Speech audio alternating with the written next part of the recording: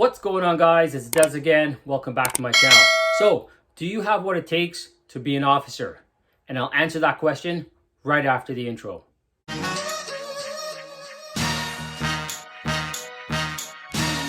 So, do you have what it takes to be an officer? That's a good question. I'm asked that a lot when I was doing recruiting. I have candidates, people who come in and ask me questions about, I'm unsure what I want to do, if it's NCM or as an officer. I'm leaning more towards the officer. So I asked them this question: do you have that type of drive and confidence to be an officer? Because if you want to become an officer, you are a leader, right?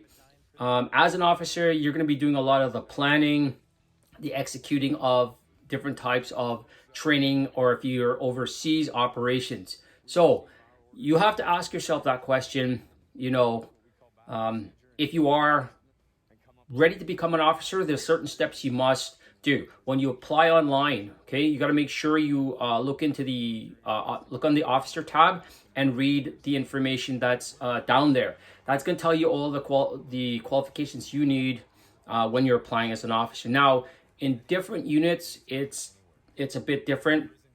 I know in the combat engineers, you need a university degree in mechanical engineering. So you need some kind of engineering degree. It can change. I know we've had people apply that didn't have a mechanical engineering background, but they had some kind of engineering background. So what happens is my CO will have to get a waiver to have you to have that qualification considered, same as mechanical engineering. So once you get that, you get all your paperwork done, and you're going through all your force tests, your aptitude, your medical, because you'll be doing the same thing as NCMs, right? So once that's done and you've completed, what'll happen is your unit, the unit you're looking to apply for, will call you in for a board meeting. So what happens in a board meeting is you will show up, suit and tie, everything. You have your resume, cover letter, because you are applying to a job, and there you'll be introduced to the board members. So the board it consists of the commanding officer, the deputy commanding officer, your adjutant, and maybe you'll have a platoon or troop officer there, right, as a junior officer. So in the board, they're going to ask you a lot of different types of questions about your background, your history, why you think you're the right candidate for the positions that are available in that unit. They'll probably ask you a little bit about unit history, what you know about that unit, and things like that. So when you're sitting on the board, you can answer. It's like I said, guys, it's like a job interview. You're gonna answer all the questions. You're gonna be calm and stuff. Don't be like uptight.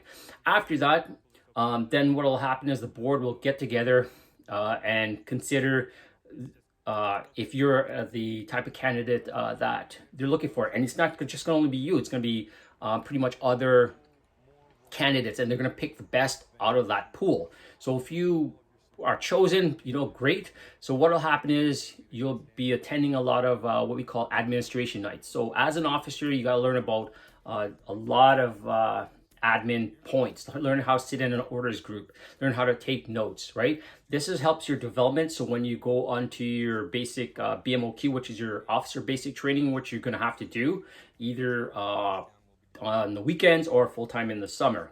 So during your time at the unit, before you get onto your courses, like I said, guys, before you're going to be sitting in a lot of orders groups. As officers, you got to learn how to do all that stuff. And then you're going to go on wait until your basic training starts. After that, then you're going to go on to your phase training. Now, your phase trainings depends on where it is. Your phase 1, which is basically your field portion, it's the same as the BMQ land for the NCMs. You're going to go out, you're going to learn to work in the field. You're going to be your course is basically going to be mainly officers, but you may have some NCMs thrown in there. So NCMs are non-commissioned members, so basically privates could be thrown in on your course, right? You're going to go do your field portion as part of your phase 1, and then your phase 2 and your phase 3 are more in depth. Basically, you have to go to the school, and your phase 2 is your a lot of it's your field portion, but it's in a larger scale, and you're gonna have officer candidates from all different units. It's gonna be a mix of regular force and reservists, and you'll carry out your phase 2 training. Now, you won't be able to do your phase 2 and 3 in one summer. It takes a few years because the time constraints. You're there for months, and a lot of people have jobs and school, and they can't take that much time off. So you're going to be doing your phases every year, pretty much. Okay, so once you completed phase 3, you're going to move on to phase 4. Phase 4, I believe, phase 4 is about a few months long, about 3 or 4 months, and this is where you can learn all aspects of being an officer. Basically, writing orders, commanding a platoon, doing all kinds of platoon tactics, things like that. If you're a combat engineer, you're going to be with basically, I think it's Army and Air Force engineers. You're going to learn about all the engineer tools. You're going to get hands-on. You're going to get demolition type training.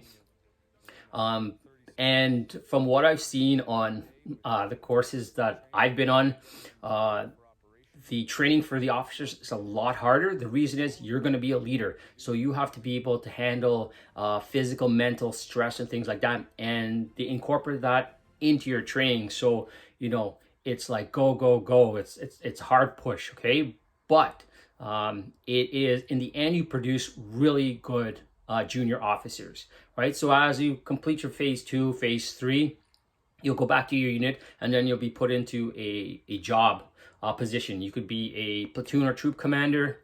You might be in administration. You might be in transport. It depends. What the reason why they do this is they want you to learn the different areas of being an officer. Okay, you're not always going to be a platoon or troop commander forever. You might be in there for about two to 3 years, and then you're going to move on to administration. Then you can move on to transport. You may get moved into operations. So it's basically you're going to be multitasked as a junior officer, and then you're going to grow from there. One thing I got to mention to you guys, when you are applying, if you don't have an engineering background, or you're in school, or in any of the trades, you're going to get the rank of officer cadet.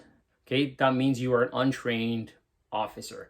Once you have completed phase 2, then you're going to get promoted to the rank of second lieutenant. Now, if you have a university background, like I said, in engineering, you're going to automatically get the rank of second lieutenant. Okay, and then you're going to move forward and complete your different phases. Once you've completed phase 3, then you're going to get promoted to the rank of lieutenant, and then you're kind of recommended to do your phase 3 as soon as possible. I've seen officers finish all their courses within 2 years. Okay, but that depends on the individual and the timing and things like that, right? So you will get a rank once you join, and then after that, you're going to go to your different phases of your training, right? So you have to pretty much look at yourself, say, am I that type of person? Am I that candidate? I want to lead, young men and women during training, or if we're deployed overseas and things like that, right? So it is a good job. I will not bring someone down if they want to do that. I like to boost people up. If you want to be an officer, this is what you need to do. And I always make sure I tell them what's required of them, the amount of time they're going to need to take off, the type of training they're going to get, so they're a bit prepared for when they go ahead and do those courses, right? So I hope this video was really informative for those who want to be or considering a position as an officer. If you are, like I said, new to my channel, please subscribe below. Give me that big thumbs up if you like this video, if it's informative for you and give you an answer to some of your questions. Also, make sure you hit that indicator bell so you know when I post more informative videos for you guys to see. Also, please comment in the comment section. Let me know how this video was. Did I miss something? Do you want more information? And I'll gladly answer back to you. All right, guys. Thank you very much for joining me. We'll see you in the next video.